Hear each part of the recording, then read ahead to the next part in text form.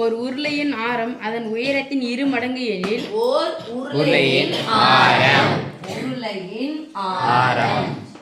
எனில் ஒரு வார்த்தை வந்துருக்குது. அப்ப உருளையின் ஆரம் என்ன போடு சாமி? உயரத்தின் 2 மடங்கு. உயரம்னா சொல்லுவோம் 2 மடங்குன்னு சொன்னா மடங்குன்னு வந்தா 2 இன்ட்டு தூக்கி எங்க போடணும்? அப்போ 2 இன்ட்டு எனில் சொன்னா ஈக்குவல் போட்டாச்சு.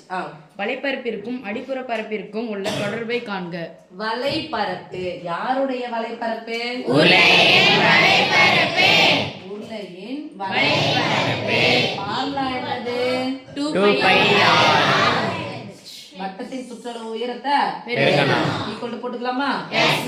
என்ன பண்ணணும்? சதுர 2 இன்ட்டு பை இன்ட்டு ஆருக்கு பதிலா என்ன போட போறோம்? 2 இன்ட்டு தானே? 2 இன்ட்டு இன்ட்டு ஈக்குவல் போடலாமா? மொத்த உறுப்புகளை பெருக்கிக்கலாம். கெழுக்களையும் கெழுக்கலாம். 2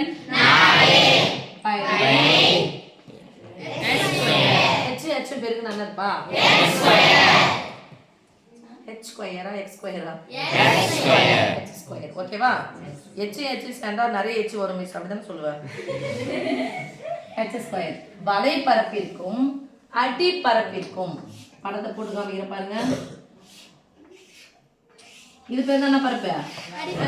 இது பேர் என்ன பரப்பு? தரு வச்சா இது அடிப்பரப்பு தானே? இந்த அடிப்பரப்பு அப்படின்னு சொன்னா பரப்பளவு அடிப்பரப்பளவு எந்த வடிவத்துல இருக்குது?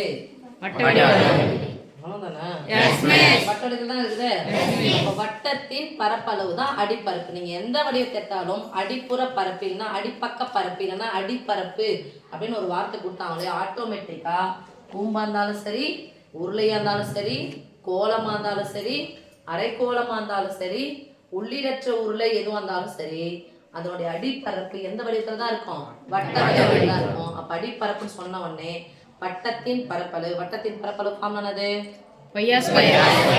அப்போ πr ஸ்கொயர் அடிப்பரப்பு. சதுர ஈக்குவல் டு பைக்கு பை தான் போட போறோம். ஆருக்கு பதிலா என்ன போட போறோம்? 2x. அப்ப 2x the whole square equal to பெருக்கல் இந்த ஸ்கொயர் ஆனது 2க்கும் சொந்தம்.